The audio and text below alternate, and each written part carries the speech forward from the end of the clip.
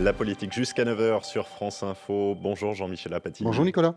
Gilles Bornstein avec nous. Et Bonjour votre Nicolas. invité Jean-Michel, député de Loire-Atlantique, vice-président d'une assemblée qui va en plus terminer ses travaux aujourd'hui. Bonjour François de Rugy. Bonjour. Vous étiez candidat à la primaire de la Belle Alliance Populaire, c'est-à-dire la primaire du Parti Socialiste, plus certaines de ses alliés. Vous avez réuni 3,82% des suffrages, c'est exact, au premier tour de cette primaire. C'était il y a un mois, c'était fin janvier. Le pacte de la primaire, c'était que chacun de ceux qui y participaient soutenait le vainqueur. Benoît Hamon a gagné. Le 15 janvier, lors de cette primaire, on vous avait interrogé, François de Rugy. Est-ce que vous allez soutenir le vainqueur de cette primaire? On vous écoute le 15 janvier. Vous engagez-vous les uns et les autres à respecter le résultat de cette primaire, quel que soit le vainqueur? Je m'inscrirai dans le rassemblement à l'issue de cette primaire, et parce que cette primaire, c'est désigner un candidat, mais c'est aussi façonner un projet pour une gauche renouvelée. Alors, le rassemblement, normalement, c'est Benoît Hamon qui l'incarne aujourd'hui. Est-ce que vous soutenez Benoît Hamon dans cette élection présidentielle, François de Rugy? Vous venez de le dire, normalement c'est Benoît Hamon. Et vous vous souvenez d'ailleurs que dans ce débat télévisé, d'autres candidats, et non des moindres, Manuel Valls et Arnaud Montebourg avaient dit « Oui, je soutiendrai le vainqueur, c'est pour ça que je dois gagner ». Sous-entendu, en fait, je ne peux soutenir personne d'autre que moi-même. Moi, je n'avais pas cette prétention. J'avais dit que j'étais en effet pour la construction d'un rassemblement large. Je fais le constat que Benoît Hamon, avec qui j'avais des divergences, et je ne l'avais pas caché pendant les débats de la primaire, y compris après le premier tour, après l'avoir rencontré d'ailleurs, Benoît Hamon a fait un choix politique. Le soir de sa victoire, c'est de dire « je recherche un accord de gouvernement ». Il a dit « je propose une majorité gouvernementale à Jean-Luc Mélenchon et Yannick Jadot ». Autrement dit, de reconstituer peut-être une forme de gauche rouge-verte, une gauche qui a été beaucoup plus dans l'opposition ces 5 dernières années. Moi, ce n'est pas du tout le rassemblement tel que je le concevais, je l'avais dit. J'avais dit le rassemblement de la gauche, des progressistes, dans lequel j'incluais Emmanuel Macron, je l'avais dit également, et dans le dernier débat de la primaire, lorsqu'on a été interrogés les uns et les autres par rapport à Emmanuel Macron, beaucoup de candidats, notamment socialistes, avaient été très durs avec Emmanuel Macron. Moi, j'avais dit il faudra discuter avec lui, alors que je voyais bien les divergences insurmontables avec Jean-Luc Mélenchon. Donc ça me conduit aujourd'hui à en tirer les conclusions, parce qu'il faut être clair, je ne vais pas passer la campagne présidentielle en restant chez moi. Je suis un acteur politique, je ne suis pas un commentateur.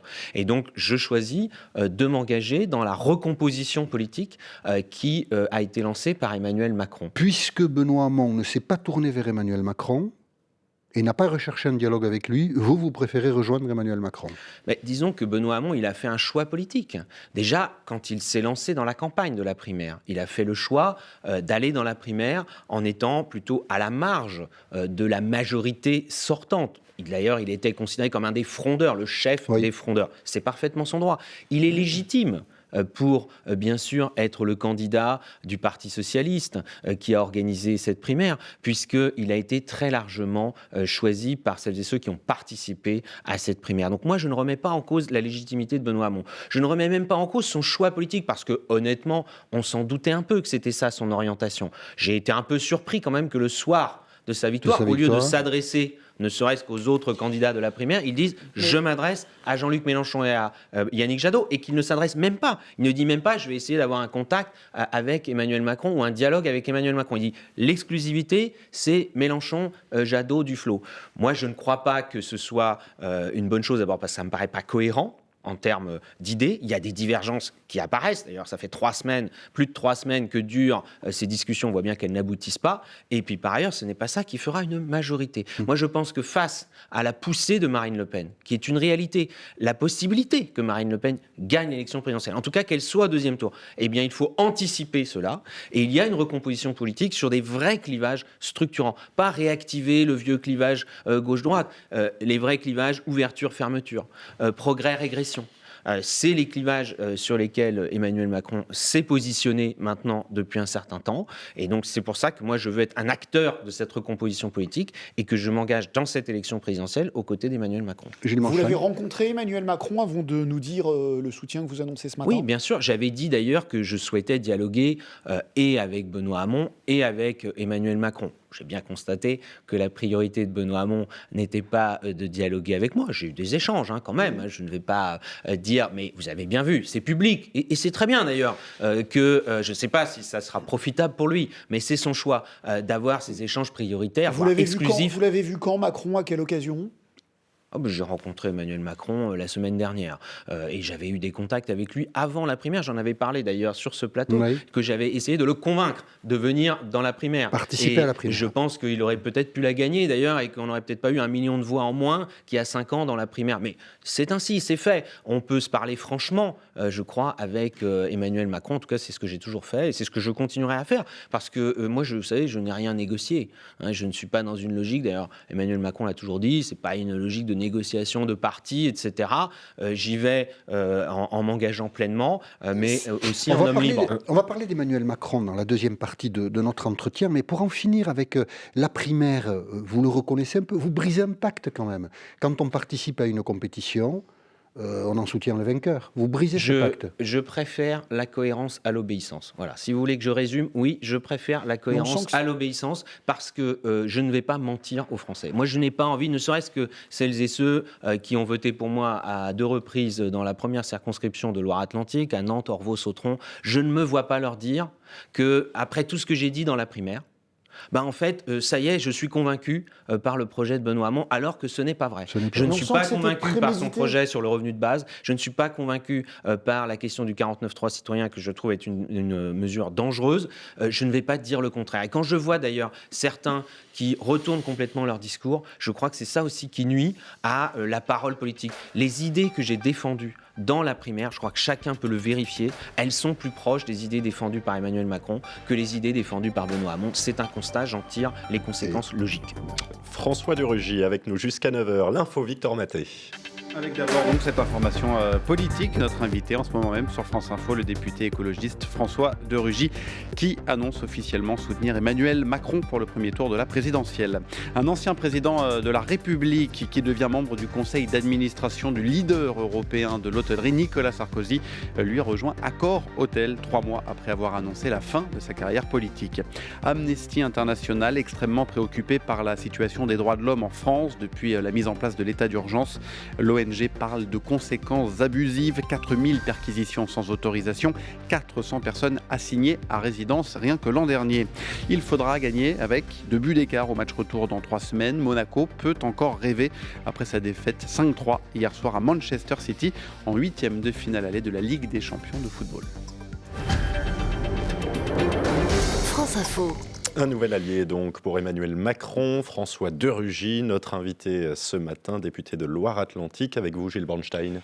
Oui, alors votre soutien est un peu étonnant parce qu'on va écouter ce que vous disiez vous-même des convictions écologiques d'Emmanuel Macron. C'était le 17 janvier 2017, il n'y a pas si longtemps. Premier problème pour moi écologiste, c'est qu'il ne parle pas d'écologie.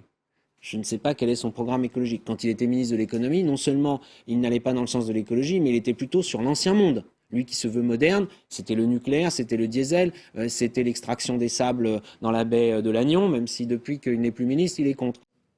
Alors ça y est, il vous a rencontré, maintenant il est dans le nouveau monde, Emmanuel Macron. Non, vous avez pu constater comme moi, il a été auditionné, et tous les candidats vont l'être, je crois, par la grande organisation environnementale qui est le WWF. Et d'ailleurs, c'était Pascal Canfin, ancien ministre écologiste, devenu directeur du WWF, qui lui posait les questions. Et les questions précises sur l'ensemble des sujets, qui allaient de la transition énergétique jusqu'au projet d'aéroport de Notre-Dame-des-Landes, en passant par la biodiversité, le bio dans les cantines, ou ces sujets-là qui sont à la fois globaux pour l'avenir de notre planète et de notre vie quotidienne.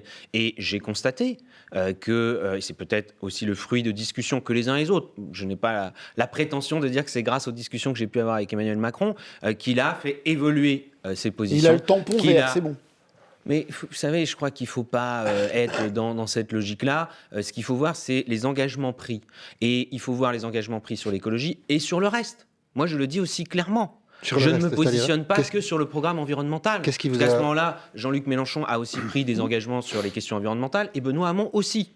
Je ne l'ai jamais contesté. Je constate, et tant mieux, que d'ailleurs la gauche, dans sa diversité, de la gauche radicale au centre-gauche, a des propositions et des engagements sur l'environnement et l'écologie, alors que la droite de M. Fillon, elle, est dans la régression. Et l'extrême droite de Marine Le Pen, également. Le seul parti politique qui a voté contre l'accord sur le climat. Ce qui vous plaît chez Macron, c'est le social-libéral. Sur je suis- l'écologie, tout le monde se vaut. Justement, oui. Non, Sur l'écologie, en gros, vous dites que sur l'écologie, voilà, il y a du bon un peu partout. déjà- Mais sur le côté social-libéral, vous êtes plus proche de Macron. Sur l'écologie, je préfère des engagements et où on se donne les moyens de les mettre en œuvre, et vous savez que ça a toujours été mon combat chez les écologistes, c'est la mise en œuvre par l'exercice de responsabilité, qu'un projet idéaliste, qui peut être sur le papier d'ailleurs plus ambitieux, mais dont on ne se donne pas les moyens de la mise en œuvre. Et ça, je vois en effet que ça arrive souvent à gauche et chez ceux qui se prétendent écologistes. Et puis par ailleurs, oui, sur la politique économique, oui, moi je l'ai défendu dans la primaire, l'augmentation du salaire net, sur la feuille de paye et la baisse du coût du travail par le transfert des cotisations vers la CSG. C'est exactement la même proposition qu'a Emmanuel Macron. Oui, je préfère cette proposition-là à la question du revenu de base qui est défendue par Benoît Hamon. Je le dis, c'est quand même pas une petite question et c'est quand même un clivage important pour une politique qui serait menée demain. On ne fera pas parler les absents, mais si on suit votre logique, après tout, je sais pas, quelqu'un comme Manuel Valls devrait faire le même raisonnement que vous plutôt que soutenir Benoît Hamon. Je ne sais pas ce que fera Manuel Valls, mais je vois, vous avez raison de Ce serait souligner cohérent cela. de sa part.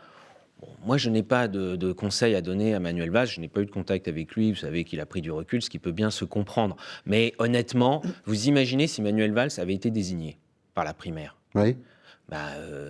Benoît Hamon, Arnaud Montebourg et leur soutien ne se seraient pas mis comme un seul homme en campagne derrière Non, Manuel il Valls. n'aurait Tout le peut-être monde pas sait soutenu très un autre bien candidat. qu'il y aurait eu des clivages et qu'il y aurait eu des divergences suffisamment fortes que, en effet, la primaire n'a pas permis de surmonter. Elle a juste permis de trancher entre l'orientation choisie à travers un candidat. Au fond, il y a ceci dans votre prise de position ce matin sur France Info, François de Rugy, c'est un éclaircissement, vous le vivez comme ça, à gauche. Oui. Certaines personnalités de gauche doivent avoir du mal, elles sont discrètes, on pense à certains ministres, à soutenir Benoît Hamon, si on suit votre analyse. C'est pas doivent avoir du mal, c'est ont du mal, puisque beaucoup de ministres, et non des moindres, et je vois Jean-Marc Ayrault qui s'est exprimé hier dans le journal Ouest France et qui a dit qu'il était sur une position d'attente et que lui, par ailleurs, il regarderait quelle serait la meilleure façon d'éviter un deuxième tour François Fillon, Marine Le Pen. Parce que vous imaginez, pas simplement pour des responsables politiques, pour des électrices et des électeurs de gauche, quelle que soit leur sensibilité, devoir voter pour François Fillon pour faire barrage à Marine Le Pen le 7 mai prochain, avec tout ce qui s'est passé, non seulement sur le programme très à droite de François Fillon, mais aussi toutes les affaires qu'on a apprises depuis un mois. Et donc, c'est un sujet, je vois Jean-Marc Ayrault qui s'exprime dans ce sens, je vois d'autres ministres, et non des moindres, qui ne s'expriment pas. Jean-Yves Le Drian, ministre de la Défense, Jean-Jacques Urvoas, ministre de la Justice, Stéphane Le Foll, je sais que vous l'avez reçu, et que souvent, il a du mal, il a Michel refusé. Sapin, Marisol Touraine. Voilà. Donc, vous voyez Barbara bien que c'est Pompili, une, dont vous êtes, c'est Voilà, une Emmanuel réflexion Cos. qui est un peu Est-ce logique. que votre soutien inclut celui de ceux qui vous ont soutenu lors des primaires? Je pense à Emmanuel Cos, ministre, Barbara Pompili. Ministre aussi. Les uns et les autres prendront ou ont pris position, puisque Emmanuel Cos assistait à la cérémonie d'investiture de Benoît Hamon, par exemple. D'où ma question. Et donc, les uns et les autres prendront position ou ont pris position librement. Moi, je ne suis pas dans une logique de parti. Je crois d'ailleurs que dans cette élection présidentielle, c'est aussi ça la question. C'est soit on reste, et je crois que par exemple pour le Parti socialiste, c'est un vrai sujet. Est-ce qu'il reste uniquement dans une logique de frontière de parti? Et je discute avec beaucoup de collègues députés socialistes qui sont en effet en interrogation. Certains sont, disons-le, un peu gênés par la situation. Car qu'est-ce qu'ils doivent privilégier? L'unité du parti? Jean-Christophe Cambadélis a dit « Ma seule préoccupation, c'est l'unité du parti ». Permettez-moi, moi qui ne suis pas socialiste par ailleurs, d'avoir d'autres préoccupations. Je pense que l'élection présidentielle, la préoccupation, c'est pas l'avenir des partis, c'est l'avenir de la France. Est-ce que c'est pas et la c'est prime, l'avenir de la France dans l'Europe et dans le monde. Et d'avoir un candidat qui soit un candidat non seulement qui puisse faire face aux échéances, et notamment au deuxième tour avec Marine Le Pen, mais aussi qui fasse face, qui représente la France à l'étranger. Quel est le candidat aujourd'hui le plus crédible, qui a le projet le plus crédible, le candidat qui enclenche une recomposition politique, et celui qui représente le mieux la France à l'étranger? Je pense que Emmanuel Macron est celui qui réunit ces trois qualités. Nicolas ? Est-ce que c'est pas la prime au cavalier seul, quand même, parce qu'Emmanuel Macron, c'est aussi celui qui a quitté le gouvernement au milieu du gué, qui est parti, certains diront on trahit ses amis, qui n'a pas participé à une primaire rassemblant un certain nombre de ses soutiens potentiels dont vous faites partie aujourd'hui, et qui finalement aujourd'hui en tire les fruits avec des ralliements. Emmanuel Macron, il faut lui reconnaître une chose, c'est qu'il a lancé un mouvement il y a un peu moins d'un an. Avant, Vous lui reconnaissez son opportunisme, donc. Non, mais vous lancez un mouvement, vous prenez le risque que ce mouvement, d'ailleurs, ça fasse flop, ou que ça ne rassemble pas beaucoup de monde. C'est pas facile de créer un mouvement politique dans notre pays. Il y a une inertie assez forte des forces politiques en présence. Beaucoup s'y sont cassés les dents, d'ailleurs. Et c'est un pari, d'ailleurs. Mais ce mouvement, il a su créer une dynamique. Il en a tiré une conclusion qui était de quitter le gouvernement pour avoir une plus grande liberté de parole, puisque certains lui disaient « tu peux pas à la fois être au gouvernement et lancer ton mouvement ». Et puis ensuite, il a décidé de se lancer dans la présidentielle en se présentant sa candidature. Et il a déjà créé ce mouvement. Moi, je m'inscris dans cette logique de création d'un nouveau mouvement politique qui va avoir une recomposition sur la base des clivages réels, vécus dans la société française, qu'on ne réactive pas. J'entends bien, vous savez, les collègues, notamment à l'Assemblée nationale, qui disent ce qu'il faut, c'est réactiver le bon vieux clivage gauche-droite, puis alors on va essayer de trouver des marqueurs, comme on dit, comme si la politique, c'était une affaire de marqueurs. Et alors, face à Fillon, face à ceci. Et objectivement, est-ce que ça va faire avancer le débat politique à la France ? Il a lancé son mouvement, disiez-vous, mais vous étiez aussi sceptique il y a un peu moins d'un mois sur la capacité d'Emmanuel Macron à avoir une majorité avec lui. On vous écoute. Un autre problème, au moins une question sans réponse, c'est Emmanuel Macron, président. Quel est le gouvernement ? Quelle est la majorité parlementaire ? Quelle est la coalition ? Avec qui il travaille ? Personne ne le sait. Et là, ce ne sont pas les ralliements, sans vouloir être désagréable à l'égard de telle ou telle personne, qui vont construire l'ossature d'un gouvernement ou d'une majorité parlementaire. Quel gouvernement, quelle majorité ? Vous avez la réponse aujourd'hui, François de Rugy ? C'est forcément une logique de rassemblement à l'issue de l'élection présidentielle. En France, on sait que c'est l'élection présidentielle. Moi, je le regrette. D'ailleurs, je suis plutôt de culture parlementaire. Mais c'est ainsi l'élection présidentielle qui va formater la majorité pendant 5 ans. Vous serez candidat dans une circonscription pour le compte d'En Marche en juin 2017 Je suis député de Nantes et je me représente. Je me soumets au jugement des électeurs, moi, à titre personnel, à travers non seulement l'élection présidentielle et le résultat sur le territoire dont je suis élu, mais surtout à travers l'élection législative. Et nous verrons, mais logiquement, oui. Logiquement, oui. Moi, je m'engage pleinement dans une recomposition politique. Et par ailleurs, je souhaite, pour répondre à votre question de la majorité parlementaire, qu'il y ait une majorité de rassemblement avec des socialistes, y compris certains qui auront soutenu Benoît Hamon, si c'est Emmanuel Macron qui est au deuxième tour de l'élection présidentielle. Donc vous avez rempli le formulaire d'En Marche pour être candidat ? Pas encore, non. Mais vous allez le faire. Ça serait une question de temps. Peut-être après l'info, tiens, Victor Maté, à 8h50. Après 2002, 2007 et 2012, François Bayrou sera-t-il candidat à la présidentielle une 4e fois ? Le président du MoDem s'exprime devant la presse tout à l'heure au siège de son parti à Paris. Personne ne sait ce qu'il va dire, assure un responsable du MoDem sur France Info. Sur France Info également, ce matin, ce soutien à Emmanuel Macron dans la course à l'Élysée. Notre invité, le député écologiste François de Rugy, a donc choisi le candidat d'En Marche.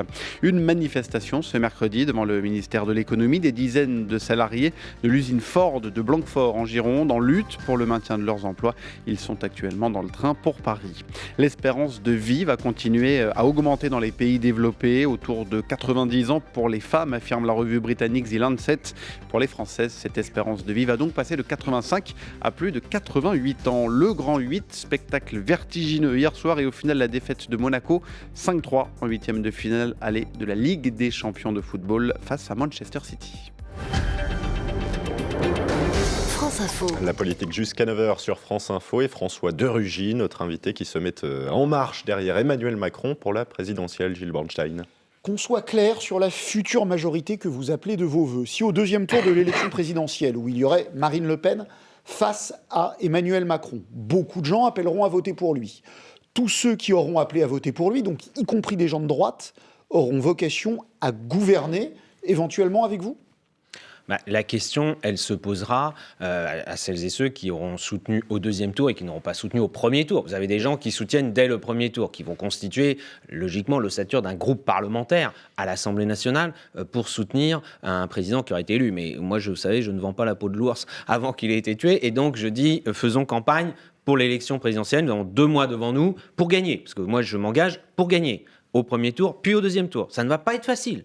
Il faut aussi être conscient, il faut être lucide sur la réalité des divisions au sein de la société française que l'on retrouve dans le vote lors des élections, et on va sans doute le retrouver au premier tour de l'élection présidentielle. Puis ensuite, en effet, il y aura celles et ceux qui auront soutenu au deuxième tour. Et la question, elle se posera aussi à eux. Est-ce qu'ils veulent faire partie d'une majorité qui soutiendra un président de la République nouvellement élu et le gouvernement qu'il aura nommé, ou est-ce qu'ils veulent se situer dans l'opposition ? Vous savez très bien que face à Marine Le Pen, il y aura sans doute un arc Mais vous, assez large le de ni vote, droite ni et tout le gauche, monde- ça vous convient? Un gouvernement où vous Ça vous siégeriez paraît avec... correspondre à une réalité aujourd'hui, ni droite ni gauche? Moi, je pense que le fait d'être capable de dépasser le clivage gauche-droite, en tout cas tel qu'il était structuré depuis longtemps, et auquel le scrutin majoritaire de l'élection présidentielle, des élections législatives, pousse beaucoup, il faut en effet être capable de dépasser ce clivage gauche-droite. Moi, je l'ai souvent plaidé sur des sujets assez différents. Vous savez, moi, j'ai participé au Grenelle de l'environnement quand Nicolas Sarkozy avait été élu président de la République. Certains Verts me l'avaient reproché d'ailleurs à l'époque. Il dit comment aller collaborer. Vous savez comment on utilise Le les mots en verbe avait France été utilisé. avec Non. le nouveau pouvoir sur le Grenelle de l'environnement, alors que Nicolas Sarkozy n'était pas un bon défenseur de l'environnement. J'ai relevé ce pari, ce défi à ce moment-là. Ensuite, il a abandonné Nicolas Sarkozy. Je l'ai critiqué aussi à ce moment-là, mais j'étais content de voir qu'à l'Assemblée nationale, on a pu pendant un court espace de temps, défendre le Grenelle de l'environnement avec des gens de gauche et des gens de droite. Et je pense que parfois on avance sur certaines réformes institutionnelles, démocratiques. On voit bien que si on n'a pas une capacité à dépasser le clivage des blocs, en plus aujourd'hui, il faut arrêter de croire qu'il n'y aurait que deux blocs, le bloc de gauche, le bloc de droite.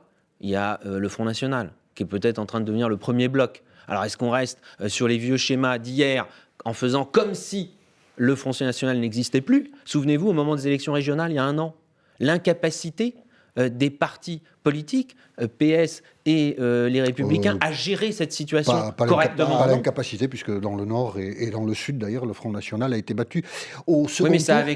ça avait quoi le sens du fait qu'une partie des votes du premier tour disparaissent totalement au deuxième tour, au point de ne même plus avoir d'élus? C'était quoi le sens de ces... Vous pourriez peut-être être rejoint cet après-midi par François Bayrou, qui, on ne sait pas trop ce qu'il va annoncer, mais pourquoi pas un soutien à Emmanuel Macron. François Bayrou, il a essayé par le passé de dépasser justement ce clivage. Il a rencontré lui aussi Emmanuel Macron la semaine dernière.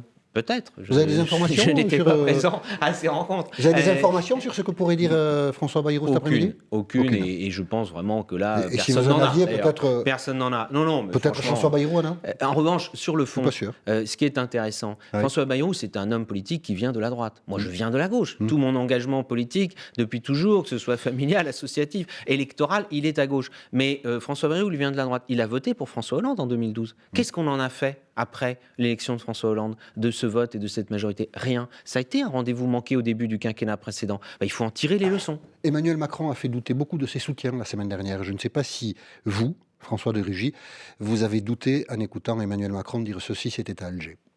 La colonisation fait partie de l'histoire française. C'est un crime. C'est un crime contre l'humanité, c'est une vraie barbarie. Et ça fait partie de ce passé que nous devons regarder en face, en présentant aussi nos excuses à l'égard de celles et ceux vers lesquels nous avons commis ces gestes. Certains ont vu dans cette déclaration une forme d'immaturité d'Emmanuel Macron. Vous, la colonisation en Algérie, crime contre l'humanité, ça vous convient ou pas? Je parlais de mon histoire personnelle. Moi, mes parents, leur engagement politique dans les années, à la fin des années 50 et au début des années 60, c'était la lutte pour l'indépendance de l'Algérie et l'anticolonialisme. Donc je suis assez marqué par cela. Je vois bien que si on réduit à une phrase sur le crime contre l'humanité, c'est en effet une phrase réduite à cela qui ne serait pas... Le qualificatif ne vous paraît pas juste? En tout cas, qui pourrait, prêter à un malentendu par rapport à ce qui est qualifié de crime contre l'humanité. Vous ne le reprendriez pas à votre compte? Pas de cette façon-là. Mais j'ai écouté, là vous avez repassé d'ailleurs un passage un peu plus long, qui montre que c'était plus subtil et qu'il s'est exprimé déjà sur ces sujets de façon plus subtile que simplement une phrase. Et j'aime bien d'ailleurs que dans la vie politique, on ne se limite pas à une phrase ou à un mot et qu'on regarde les choses. Il a choisi de qualifier de crime contre l'humanité la colonisation. Ça, c'est lui qui l'a choisi. C'est pas le réduire à une phrase. C'est lui qui a employé la formule. Oui, mais... ni vous ni moi n'y pourrons rien. Il l'a employé. Vous savez que dans la colonisation, il y a eu des crimes contre l'humanité dès le départ. Après, il y en a eu aussi dans la décolonisation, dans la guerre. C'est pas la marque d'une immaturité?